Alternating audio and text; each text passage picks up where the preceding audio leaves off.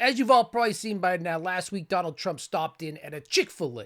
Even though it was super scripted, all he could come up with was and also some chicken, and we're going to take care of the customer. 30 milkshakes and also some chicken. And I presume that's just for him. And to be perfectly honest, the only menu this glob has memorized is probably the McDonald's one, so we can forgive this a bit. Every single one of these presidential stops you see by a Republican, a Democrat, Trump, Biden, they're all super scripted. But why I wanted to talk about this one is I think it gives us some insight into just how tight the ecosphere is in this Republican Nationalist Party. How coordinated Trump's team is with a supposed news network, a fourth estate, and then on top of that, we'll look how coordinated it is with the white nationalist whispers who make up this social media echo chamber. So can I have 30 milkshakes and also some Completely chicken? normal way. And we're going to take care This of is the how I customer. order when I go to This is Chick-fil-A. good. I don't care what the media tells you, Mr. Trump. We support you. We love you. Okay, 4 p.m. We've been 4 p.m. Come for here, a let while. me give you a hug. Please do. Totally not scripted. Secret Service, that's it right in. Not scripted at all.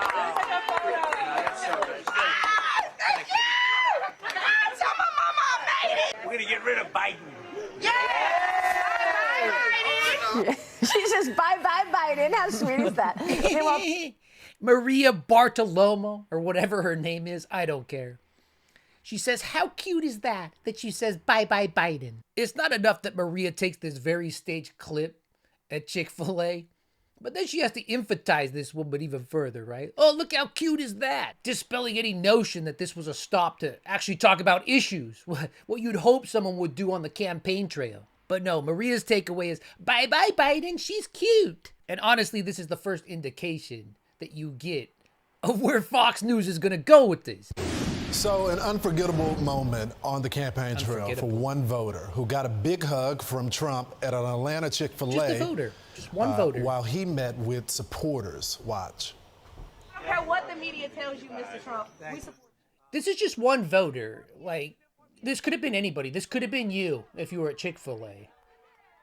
This is a totally organic moment, right? How cute.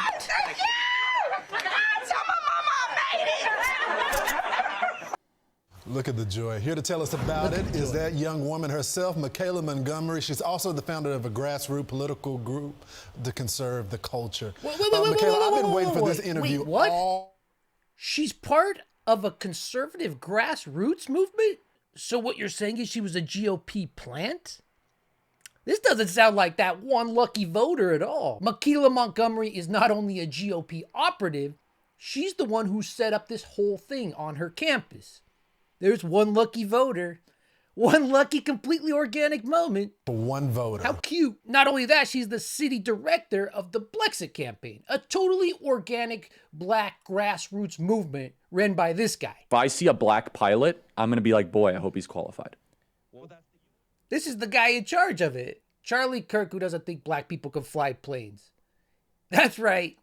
He is the one in charge. He's the one who owns the BLEXIT campaign. The totally organic black campaign that Micheleah, this one lucky voter in Chick-fil-A, her boss is Charlie Kirk.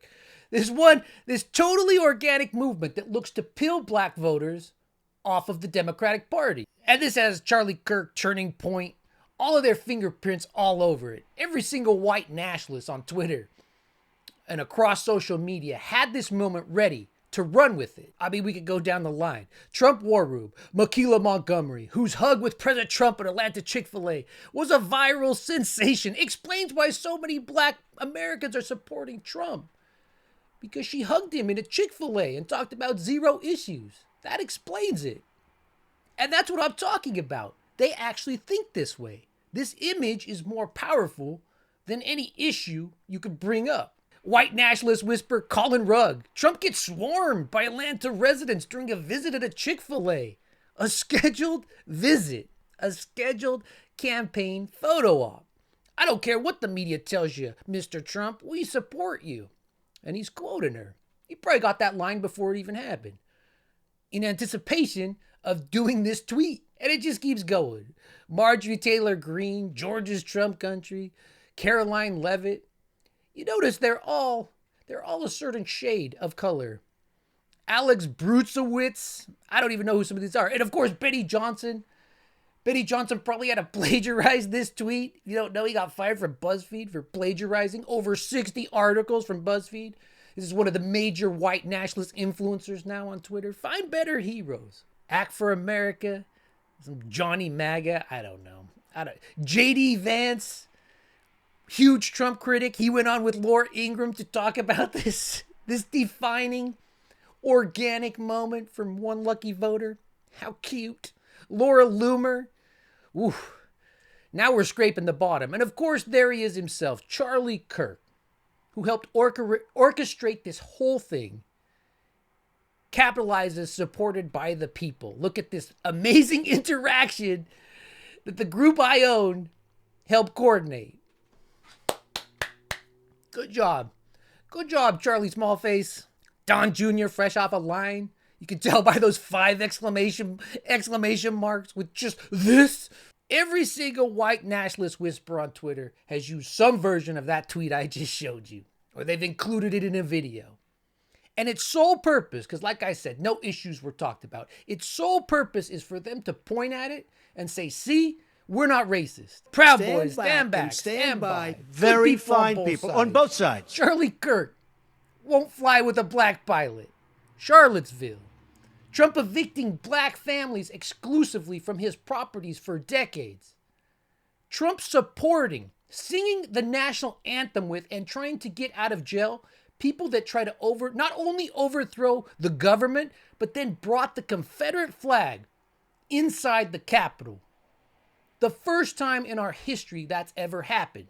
So what does Maria Bartiromo think about that? Bye, Biden. How sweet is that? And honestly, I have to think some of this was a bounce back from the Republican Party getting caught generating AI images of Trump with black people, made specifically for this Fox News audience, an older generation. An attempt to say, look, Trump doesn't need AI. Those are real people.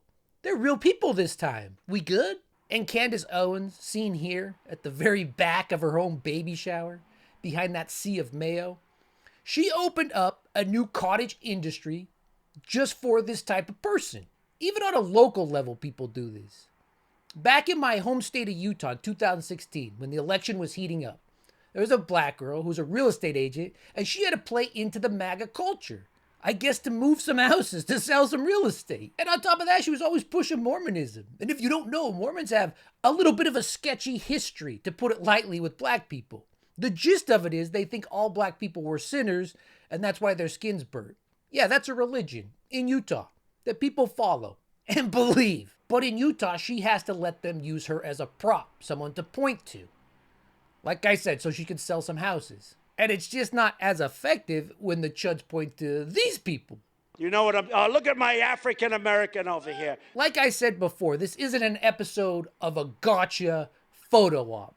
Both sides do it. I mean, Biden had a staged dinner with a black family and they ate fried chicken. All those Twitter users I just showed you, the white nationalist whispers, they cried about it. They cried how foul it was. And no, that's not a pun. But now, young people toward the president, and a lot of people, traditionally Republicans don't do well in black America, but a lot of young black Americans like the former president. What is it about him?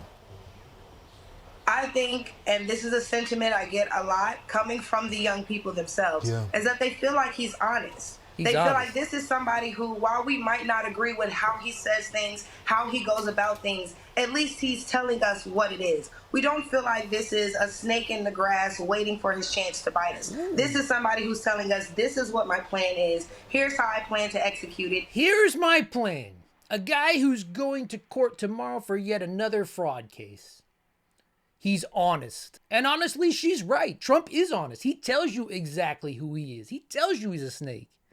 Good people on both sides. Proud Boys, stand back, stand by. And once again, singing the national anthem, trying to get the people out of jail, trying to overthrow an election with the Confederate flag. So you know what? You know, Micheleah Montgomery, you're right.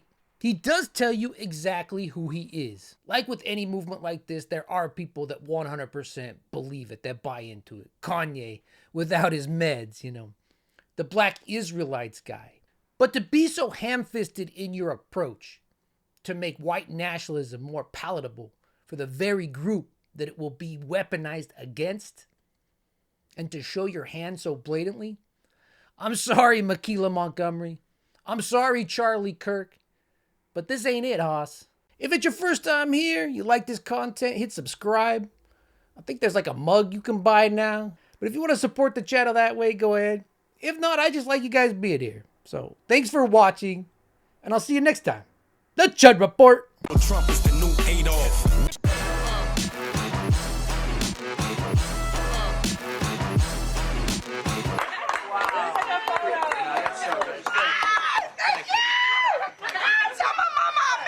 We're gonna get rid of Biden.